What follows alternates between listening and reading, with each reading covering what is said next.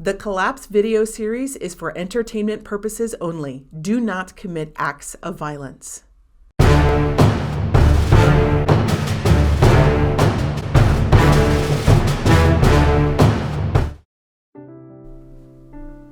Three months after the collapse. Celebration abounds in rural communities. Not only have they defeated the large gangs of marauders, they are now finally harvesting the corn. Also ready are the tomatoes, cucumbers, summer squash, and a variety of other vegetables. It is not as much as it would be if all the townspeople were experienced with agriculture, and it is not enough to share outside of the town. But for now, today, the fresh crop is enough. Festivals are organized to maximize the boost to morale that the harvest has brought. Not everyone in the towns survived to this point. Many starved before the crops were ready. 10 weeks for the calorie crops to grow was too long, even with hunting and fishing. But then again, if they had all made it to this point, there might not have been enough crops for everyone. Some died in the confrontation with the large gang of marauders. Casualties were low, but not non-existent. Some of the marauders' bullets found their way to the Patriots. Those who died in the armed conflict were mostly men ages 18 to 50. Those who starved were mostly the elderly, the infirm, and the very thin. The number who died in the armed conflict pales in comparison to the number who have starved. The harvest festivals commence with an hour-long service for the dead. At the end of the service, the Master of Ceremonies announces that the best way to honor the dead is to survive and to celebrate life. After the harvest festivals are over, people begin thinking about winter. Summer isn't over yet. It is still hot outside, but winter is coming. People who have a means to heat their homes with wood and who live in a forested area will be okay.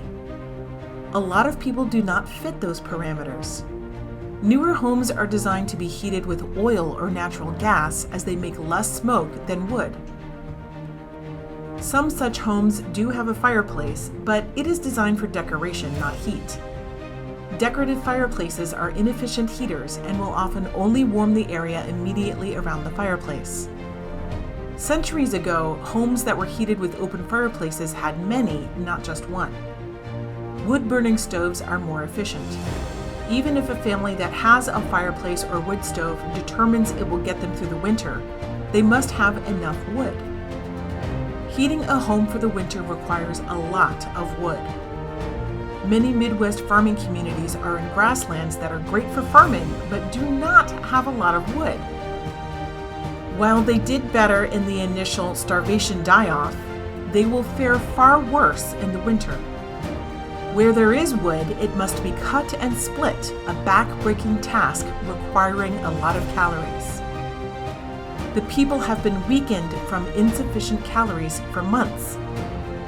Many wonder if they have enough strength to do it in their current condition. Those in forested areas who have wood stoves and fireplaces set about cutting the wood as best as they can. Those in farming communities without sufficient wood decide it is best to brave the winter with lots of blankets than to leave a place with food and wander into land that may not have food. Thousands who are not in farming communities and don't have a way to burn wood begin migrating south on foot and by bicycle. Despite the high cost of fuel, boats of refugees continue reaching Brazil, the largest food producer in the Western Hemisphere now that the US and Canada are in distress. Mexico, Central America, and the Caribbean are not able to make enough food on their own. The countries have completely destabilized from the food shortage, economic disaster, and the poverty that existed before the disaster. The number of people arriving in Brazil is in the tens of thousands per day. There is not enough empty housing, jobs, or hospital services. Housing and hospitals can be built, and the building will create jobs, but it takes time. The people arriving need services now, and it's not there. The existing slums in Brazil grow very rapidly. The gangs that have transplanted from Central America to Brazil are reorganizing quickly in the slums. In fact, whereas previously they recruited members by force, the gangs are now easily recruiting volunteers. The families of the recruits need protection in the slums, and they need food and other resources that are not being given in high enough amounts by the Brazilians, whose generosity is being stretched thin. The gangs decide not to go out and steal resources themselves. Rather, they target poor and working class Brazilian families and extort them into stealing by threatening family members. It's the same extortion methods they used in Central America. The people start demonstrating against the migrants. Brazil already had an element in its society that engaged in these criminal behaviors, but now with the refugees, the problem is exploding. The tolerance of the Brazilian people is being tested. There is a push by the people to start turning refugees away. The world begins to truly feel the loss of the American and Canadian harvests. The food shortage happening worldwide is no longer due to stockpiling by countries that could afford to do so. There is now actually not enough food available to feed the population that was fed the year before. The shortage is felt most acutely in poor countries that were importing more than 50% of their food. That includes a large portion of sub-Saharan Africa and nearly all of North Africa. Because children don't have the same fat reserves as adults, they starve faster. The shortage, which started from day one when international aid ended abruptly and global stockpiling began, has caused much of what is occurring in the United States and Canada to take place throughout Africa. Gangs have formed to search for food and take it by force. Countries with better food production are invaded by armies of refugees from neighboring countries. Africa has descended into violent, starving chaos. Millions of Libyans, Tunisians, and Algerians, now completely out of food, are flooding into the Mediterranean, headed for anywhere in Europe. Most of the boats are small life rafts. Their migration is guided by desperation, not careful thought and planning. The Protector asks the heads of state of Spain, France, and Italy for the authority to command their navies. He has authority over economic and civil matters, but the military is still commanded by the individual European countries. His request is denied. The navies of Spain, France, and Italy order the North African boats back. When they don't comply, the navies fire on them. In the preceding months, this has been enough to stop would-be refugees from landing elsewhere in Europe, but this time is different, and the difference is the sheer volume. The number of refugees coming all at the same time is much greater now. There are 1 million North Africans trying to land over a period of just a few weeks.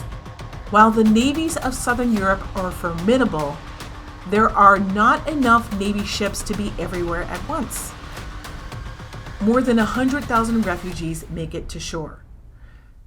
They set about pillaging immediately because they are starving. They are confronted by police, military, and local residents. The invaders are determined to fight to the death, as the only thing they have to return to is a slow and hungry death. The coastal cities of Europe are a bloodbath. Even though the local populations are eventually victorious, thousands of European civilians are killed and their homes and businesses are destroyed.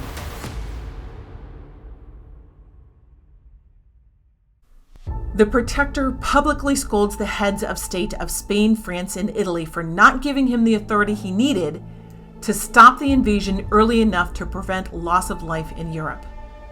He blames those heads of state for the deaths of the Spanish, French, and Italians along the coastal areas. He demands that the European Council meet and vote to give him command of all of the military forces of Europe for the remainder of the emergency. He wins by a narrow majority. Some countries want to leave the European Union in anger, but during this emergency, There is a general feeling that Europe needs to stick together for its protection. Ireland, however, announces that it will be leaving the EU. The Irish are strangely confident that they can fight off whatever comes. Plague season commences in Madagascar. The bubonic plague is endemic to every continent except Antarctica and Oceania. It resides in the rodent population among rats and squirrels, mostly in very rural areas. Human cases are exceptionally rare everywhere except in Madagascar, which has annual outbreaks from October to March, though the more severe outbreaks in 2014 and 2017 commenced in August. In the 2017 outbreak, over 1,800 people were infected and 200 died. One startling fact about the 2017 outbreak was that 60% of the people who died had the pneumonic plague rather than the bubonic plague. The two plagues are caused by the same bacteria. The bubonic plague is transmitted by a bite from a flea, louse, or tick that has previously bitten a different infected host, such as a rat.